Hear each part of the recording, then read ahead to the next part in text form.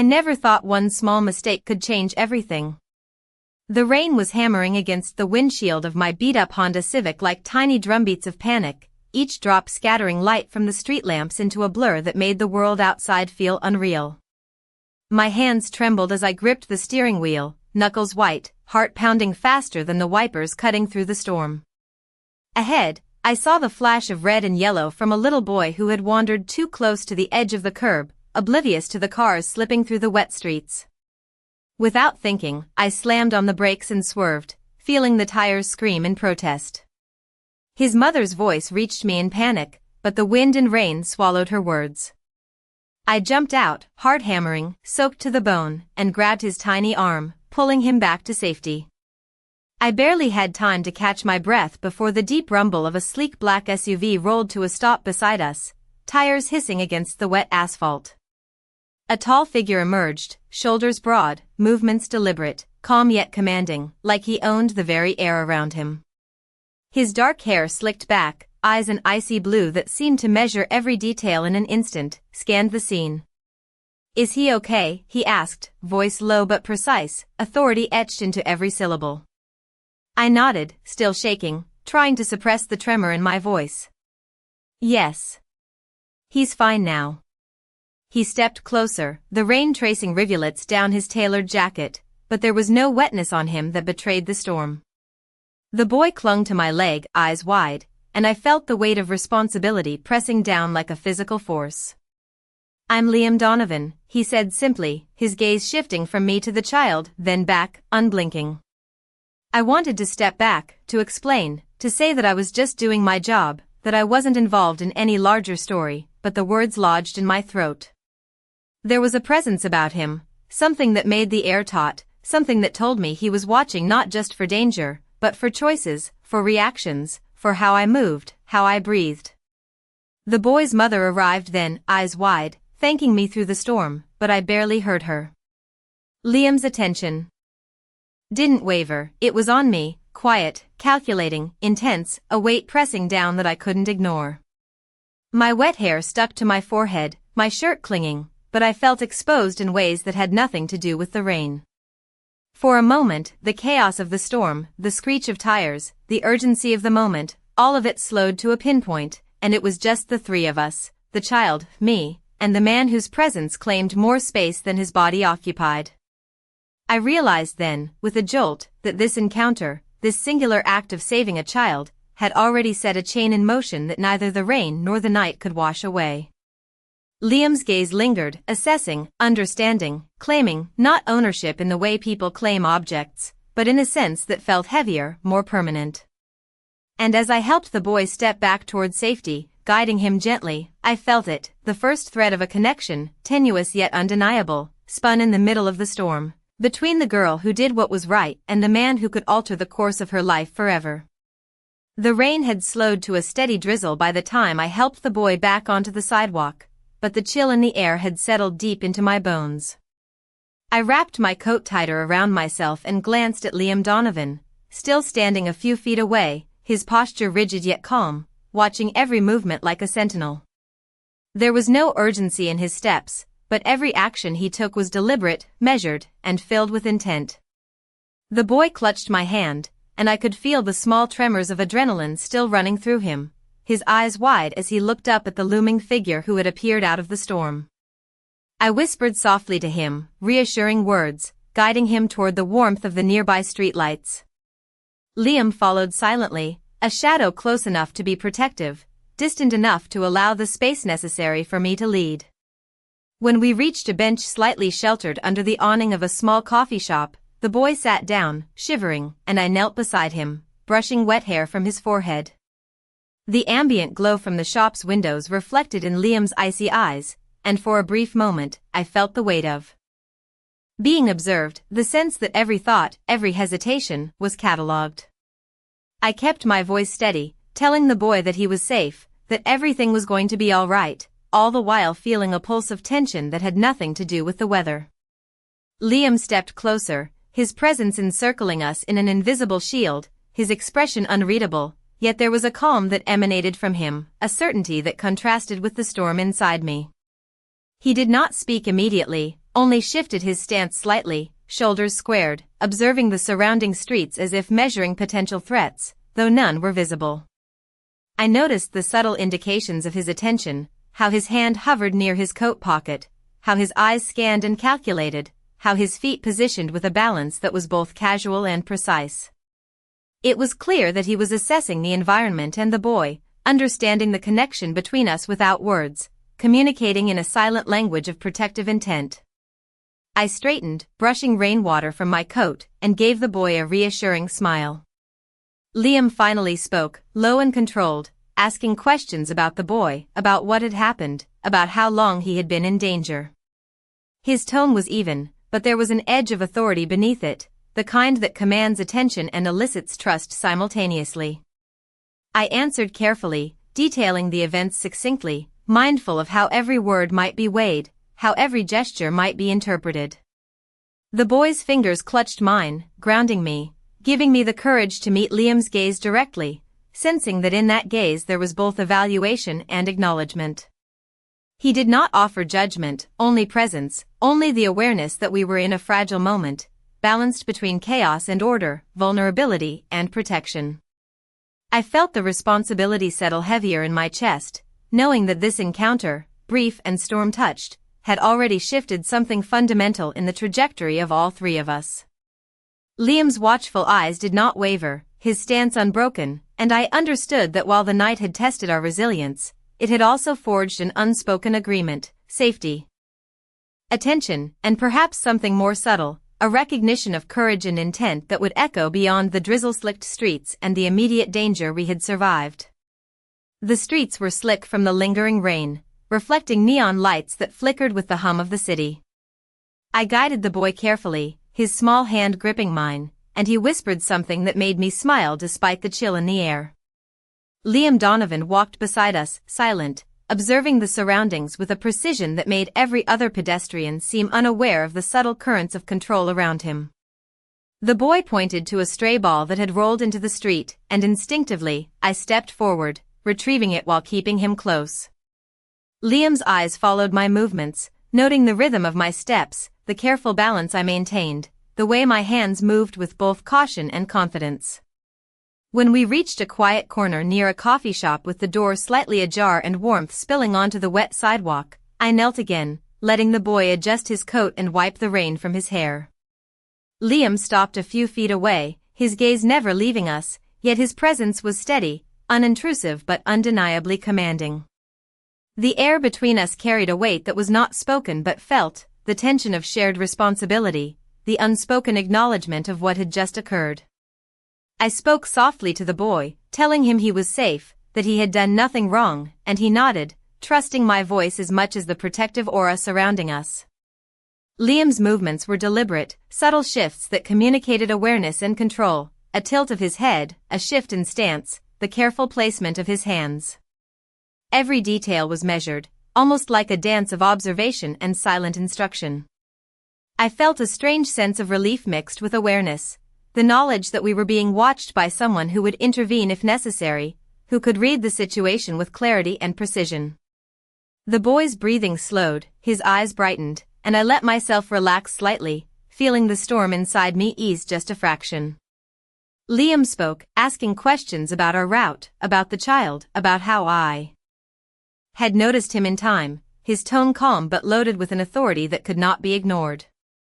I answered clearly, detailing each moment, each movement, aware that our words were not just exchanged but catalogued. The city noises, honking, distant sirens, the soft splatter of rain, seemed to fade into the background as we navigated the next block, and it became clear that this shared experience, brief as it was, had created a bond grounded in trust, vigilance, and the fragile understanding of duty. Liam's gaze softened momentarily when the boy looked up at him, a silent communication passing in that instant, a recognition of care, attention, and the promise of protection without overstepping. The warmth from the coffee shop glowed faintly in the distance, and I realized that while the night had been chaotic, a foundation had been laid, delicate yet firm, between a girl who acted instinctively to protect a child and a man whose presence was authority embodied, a tether between them that neither the rain nor the city could dissolve. The glow from the coffee shop spilled over the wet pavement, casting long, distorted reflections that danced with each passing car. I adjusted the boy's coat, making sure it was snug against his small frame, and felt the dampness from the rain seep through my gloves. Liam Donovan walked beside us, the hum of the city surrounding him like a muted orchestra, yet he moved with deliberate calm, his eyes scanning each shadow, each movement, calculating without urgency. The boy glanced up at him, curiosity mixing with the remnants of fear, and Liam offered a small, measured nod, acknowledgement without words, a quiet reassurance that was more commanding than any spoken sentence could be. As we crossed the street, the slick asphalt reflected the streetlights in fractured patterns, and I felt every shift of my balance, every careful placement of my feet, aware that the presence beside me was both guardian and judge, silently marking every decision I made. Liam's voice finally broke the silence, low and deliberate, asking questions about how I had noticed the boy in time, how I had judged the distance, the speed, the trajectory of potential danger. I answered evenly, detailing the sequence of actions, careful not to understate or overstate, aware that in his eyes, accuracy was as vital as intention. The boy clutched my hand tighter, a grounding pulse that reminded me of the fragility of this moment, the delicate balance between observation and intervention. Liam's attention never wavered, his gaze moved from the child to me and then across the empty street, noting the faint sounds of distant traffic, the subtle movements of pedestrians, the patterns of city life as though each element was a variable in an equation only he could solve. We reached a quieter stretch, a small park with benches and a low fence, where the boy could breathe freely, and I crouched to meet his eyes, offering calm reassurance. Liam stood a few steps away, posture unwavering, yet there was a subtle shift in his stance, a relaxation that suggested trust forming, the silent acknowledgement of competence and care. The drizzle had turned into a soft mist, coating our hair and coats with a fine layer of moisture, and the city lights blurred into streaks of color, giving the night a surreal quality. I felt the tension in my shoulders ease slightly, though the weight of responsibility remained heavy, anchored by the awareness of Liam's watchful presence. He finally spoke again, a careful combination of inquiry and observation, testing the boundaries, establishing understanding, yet without intrusion, as if he were mapping the landscape of trust and reliability between us. The boy smiled tentatively, and I returned the gesture, sensing that in these quiet interactions, something more than simple observation was taking place, a thread of connection, forged in vigilance and care, beginning to weave between a girl who acted instinctively to protect a child and a man whose quiet authority set the framework for safety and understanding that neither the storm nor the city could undo. We moved slowly toward the coffee shop entrance, the boy's small hand still gripping mine tightly, his wide eyes reflecting both relief and lingering fear. The door opened with a soft whoosh, and warmth from the interior wrapped around us, a stark contrast to the damp, chill outside. Liam Donovan stepped in behind us, his presence silent yet undeniably commanding, each movement deliberate, almost measured in a rhythm I could feel but not name. The smell of brewed coffee mingled with the faint scent of rain clinging to our coats, and the low murmur of patrons created a background hum that seemed to heighten our isolation in the moment. I led the boy toward a corner booth, placing him carefully on the seat while keeping my hand on his back, feeling the subtle tension in his small body ease with each passing second. Liam's gaze swept over the scene, assessing the surroundings, noting exits, potential distractions, and the nuances of human behavior in the softly lit space. He did not speak immediately, his silence held weight, authority, and attention, making the very air around us charged with awareness. I felt the strange combination of relief and scrutiny, knowing that every action, every motion, was observed yet without interference, a protective presence that was both invisible and palpable. As I poured warm water for the boy and wrapped a napkin around his damp hair, Liam finally spoke, his tone low and measured, asking simple questions about the boy, about what had occurred, about how I had acted so swiftly. Each word carried an undercurrent of evaluation, not accusation, a careful probing to understand, to assess, and to gauge trust. I responded steadily, detailing the sequence of events, mindful of my tone, aware that honesty and precision were not just necessary but expected. The boy's small hands gripped mine lightly, a grounding force in the charged atmosphere, and I felt a protective instinct rising within me that seemed to resonate silently with Liam's own calculated presence. Outside, the rain had slowed to a light mist, coating the windows and distorting the city lights into soft, colored halos that reflected in Liam's sharp, watchful eyes. His movements were subtle, almost imperceptible shifts in stance, the placement of his hands, the tilt of his head, all signaling awareness, authority, and readiness without overt interference. I sensed a careful balance forming between observation and autonomy, a silent acknowledgement of capability and trust that was forming quietly in the space between us. The boy looked up, a tentative smile touching his lips, and Liam's expression softened ever so slightly, a recognition passing without words, a subtle sign that our shared experience had established a fragile but firm connection built on care, vigilance, and the mutual understanding of responsibility. I exhaled slowly, allowing myself to feel the relief of safety while remaining keenly aware that this night, this series of moments, had laid the groundwork for a bond neither the rain, the city, nor the uncertainty of the world beyond these walls could undo. A tether between a girl who acted instinctively to protect and a man whose quiet authority was both a shield and a measure of trust.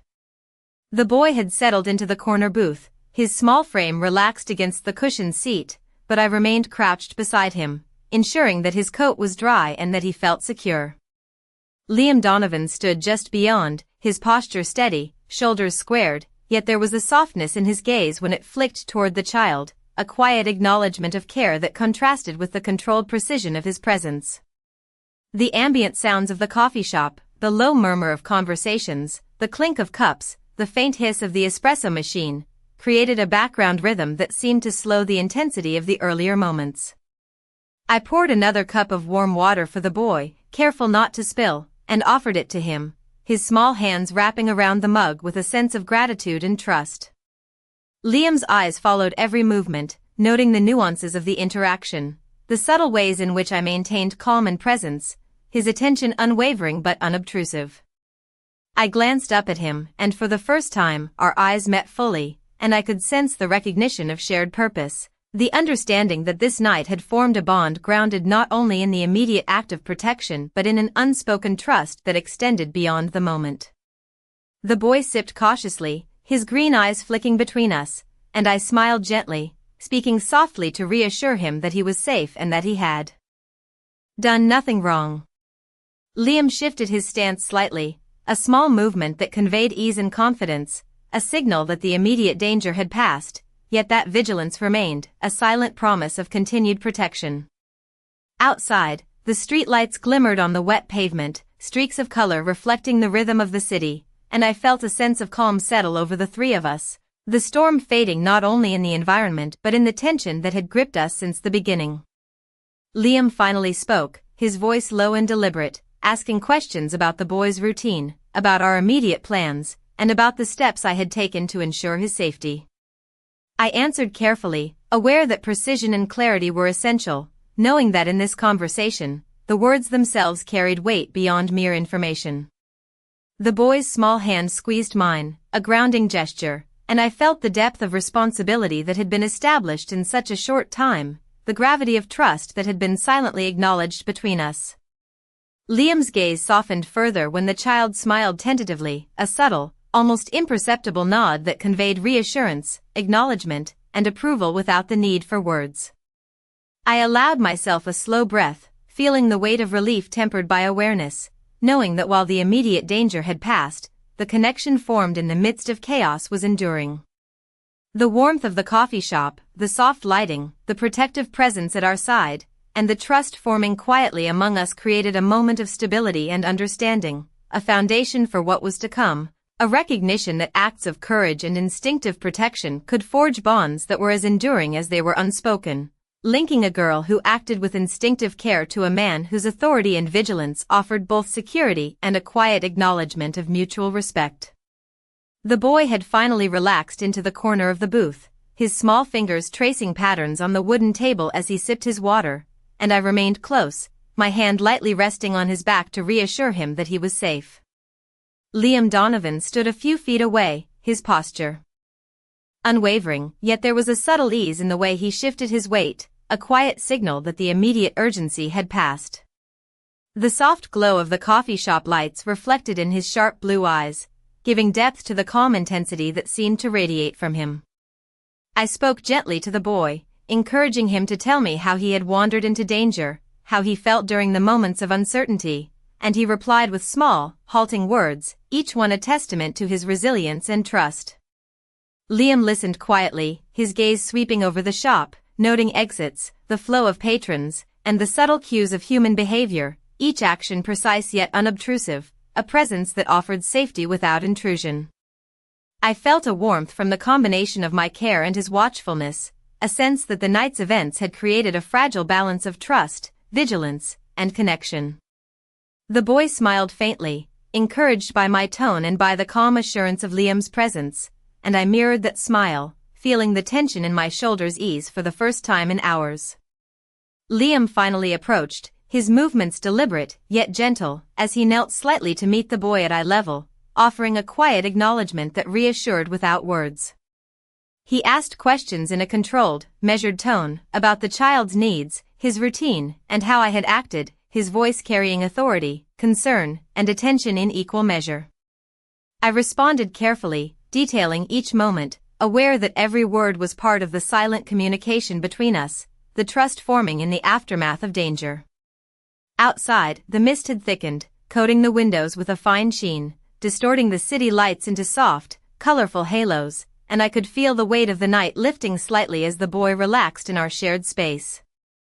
Liam's gaze lingered on the boy, then shifted to me, and for a brief moment, the storm of activity and adrenaline that had defined the past hours seemed to settle into a quiet understanding. The boy laughed softly at a comment I made, and Liam allowed himself a small, almost imperceptible smile, the first crack in the armor of his composed exterior, signaling acknowledgement of the connection that had formed through shared attention and care. I felt a deep sense of relief, tempered by awareness, knowing that while the immediate threat had passed, the bond created in these moments was enduring. A silent thread linking a girl who acted instinctively to protect with a man whose authority and vigilance provided a framework of security, trust, and unspoken understanding that would extend far beyond the warmth of the coffee shop and the fading storm outside. The boy had finally begun to settle, resting against the bench with a small, contented sigh, and I kept a hand lightly on his shoulder, feeling the tension ease with each passing second. Liam Donovan remained close, his presence steady and commanding, yet there was a gentleness in the way he observed, the way his eyes flicked between the child and me, silently acknowledging the care and attention that had brought us here. Outside, the mist had thinned, leaving a soft haze that blurred the city lights into a muted glow, making the interior of the coffee shop feel warmer, safer, and almost separate from the world beyond the glass. I spoke quietly to the boy, asking him about his favorite games and his plans for the coming days, and he responded in small, hesitant bursts, his voice gaining confidence as he realized he was safe, that he had been seen, and that his presence mattered.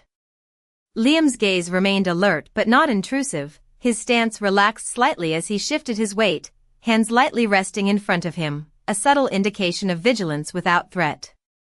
I noticed the way he studied the rhythm of our movements, the pattern of interaction, and how his presence alone seemed to create a bubble of security, a protective framework that allowed both the boy and myself to breathe more easily.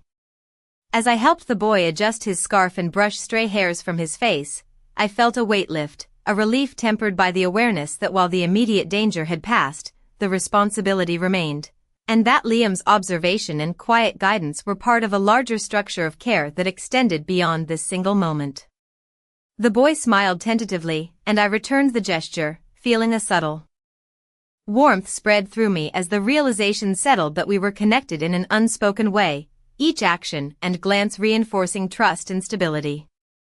Liam spoke softly then, his tone calm, deliberate, asking questions about the boy's routine, about how he had been noticed in time, and how we had managed to navigate the earlier moments of uncertainty. I answered fully and clearly, aware that precision was important, that honesty was valued, and that our words were a part of a silent dialogue of reliability and shared understanding. Outside, the streets glimmered under the city lights, the damp pavement reflecting the shifting hues, and I felt a strange serenity, a balance between the residual tension of the night and the emerging sense of safety and order. Liam's eyes flicked to mine for a brief moment, a quiet acknowledgement passing between us that was heavier than words, a recognition of competence, courage, and care. The boy leaned against my side, comforted by both our presences, and I realized that in these moments, a bond had formed, delicate yet firm, linking a girl who acted instinctively to protect with a man whose authority and vigilance provided structure, security, and an unspoken promise that extended beyond the storm, the city, and the fleeting chaos of a single night. The city outside had grown quieter, the rain now a light drizzle that shimmered against the streetlights, casting long reflections that danced across the wet pavement. Inside the coffee shop, the warmth and low hum of conversation created a protective bubble around us, a contrast to the storm that had defined the earlier hours. The boy leaned back in his seat, small hands resting on the table, eyes bright and curious, and I stayed close, my hand lightly brushing his sleeve to ensure he felt grounded and secure. Liam Donovan stood nearby, posture relaxed yet alert, his icy blue eyes scanning the space, noting the exits, the subtle shifts in patron behavior, and the flow of movement around us, a silent promise that our safety extended beyond immediate observation. I spoke softly to the boy, encouraging him to describe what he had felt, how the world had seemed in those tense moments. And he responded with tentative words, a mixture of wonder and residual fear, each one grounding me in the reality that our actions mattered, that his trust had been earned in those fleeting, chaotic minutes. Liam's gaze softened slightly as he observed the interaction, a subtle acknowledgement of care, a recognition of the instinctive attention I had given, and in that moment, the weight of authority he carried seemed to blend with an unexpected warmth, a reassurance that words could not fully convey. The lights from the street outside filtered through the windows, creating a gentle glow that softened the edges of the room, and I felt the tension in my shoulders ease, though awareness of responsibility remained, a constant reminder that this connection was fragile and precious. Liam stepped closer, his movements deliberate, measured, yet filled with a quiet fluidity, as he lowered his stance slightly to meet the boy at eye level, offering a reassuring presence that spoke louder than any words could. I watched as the boy's expression shifted from caution to tentative trust, encouraged by the subtle signals in Liam's posture, in the calm cadence of his voice, in the unspoken promise of safety that emanated from him. I spoke again to the boy, reinforcing that he had done nothing wrong, that the choices he had made in the moment had been courageous, and Liam nodded subtly, acknowledging the affirmation, his eyes meeting mine briefly, a silent agreement that we were aligned in our understanding and protection. Outside, the mist caught the city lights in a haze, making the world beyond the shop appear distant, muted, and manageable, and I felt a growing sense of calm and stability, the storm within and without beginning to settle. The boy's small smile encouraged me, and I allowed a deep breath to escape, feeling the tension and adrenaline of the night soften. Liam's hand rested lightly near his side, not touching, not imposing, but signaling presence and readiness, a steady anchor in a world that had seemed uncertain moments ago. In the quiet glow of the shop, with the storm retreating and the boy safe, I understood that the bond formed in these hours was enduring. Delicate yet firm, a